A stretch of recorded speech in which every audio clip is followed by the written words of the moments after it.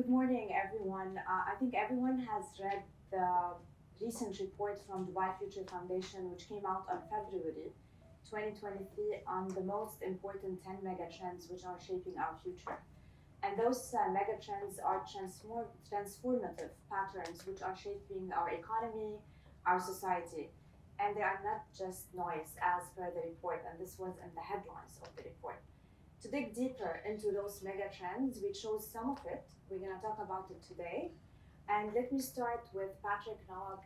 Patrick, like with the evolving things we're having and this fast pace of, everyone is doing in order to cope with future evolution and transformation, do you think like CSR is enough or we need ESG for that? So I think the key word you mentioned is evolution. So we are in constant change. We're constantly adapting, responding to a changing environment. And as such, I see also an evolution from CSR toward ESG for a number of reasons.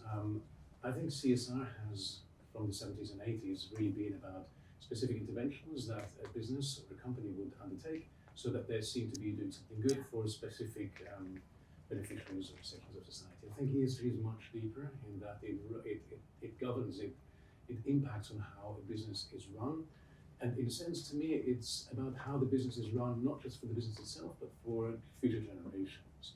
And so as a species, we're not great to think about the future. We tend to favor short-term gain over long-term rewards, so we discount the future. And ESG, I think, really are a set of almost rules and guidelines that businesses can, should, I hope to an increasing extent, will adopt and follow, so that they have a purpose beyond just the immediate remit of what the company is doing.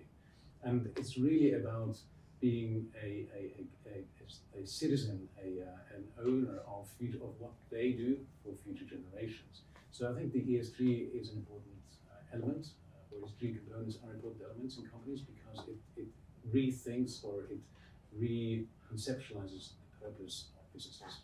Absolutely, thank you, Patrick. Patrick, like talking about ESG and CSR, it's linked to sustainability and all of that. We hear a lot now these days the buzzword climate change, we need to do things about climate change. Do you think like we do understand what is climate change? Do we have enough? Do we have lack of awareness? Where do we are like in terms of climate change? Thank you, Hala. The lack of awareness is one of the biggest problems that we feel we have, and lack of education about climate change. From my perspective, there are three main areas to at least not beat it, but start it. It's all about enabling ourselves as a society to start it. First, I think there needs to be massive panic. We are, as Patrick said, as a society, as human beings, we operate perfectly well on panic. And we've proven that in COVID in 2019. Second, I feel there's a big importance about having a father figure, so to speak. Who's the owner of climate change? I mean, I like Dr. Sultan Jabir. I like this way of creating from UAE a leader and someone that is becoming the spokesperson of climate change. Especially in UAE, it's leading the way in that front. And I think from the document by 2050, UAE will be completely bulletproof when it comes to climate change as well. Three is what I do, is media and awareness. And there's so much to be done. There's no proper media communication tools when it comes to awareness of climate change. Not all media outlets are talking about it, only newspapers are talking about it. Not fashion magazines are talking about it, not business magazines. I mean, there's so much things that have to be done by adopting and changing these things. So I think there's, yes, a lack. What accelerates this lack, I go back to my first point, is panic. When panic happens, we act faster, we act smarter, we make some mistakes, but 5 years down the line, we've accelerated a lot of this change, which is exactly what we do. Thank you, Patrick. Kundan, like with all what we're hearing, and usually in every transformation, not only now transformation towards the future, we always like say to others or preach, be resilient all the time. Do do we understand what is resilience? Like before saying be resilient, what is resilience? And what does it take to be really resilient, to be proactive and ready for all of that? Actually, it's very interesting how this word resilience has come up. Resilience was probably there, it existed, but was an unknown name pre-pandemic era, as we may call it. What the pandemic has done to the world is taught what it is to be resilient. And there are different methodologies, there are different approaches to when people call themselves resilient, and what, as Patrick said, sustainability, organizations, would businesses sustain in a couple of years down the line? That depends on how resilient are those businesses. One element of resilience is ability to respond and recover in the shortest span of time. That in a definition is resilient, whether you are as an individual or an organization or a country or as a society.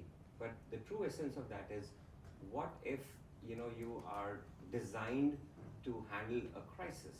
Panic, Patrick mentioned panic. Panic is, the other name to panic would be a crisis.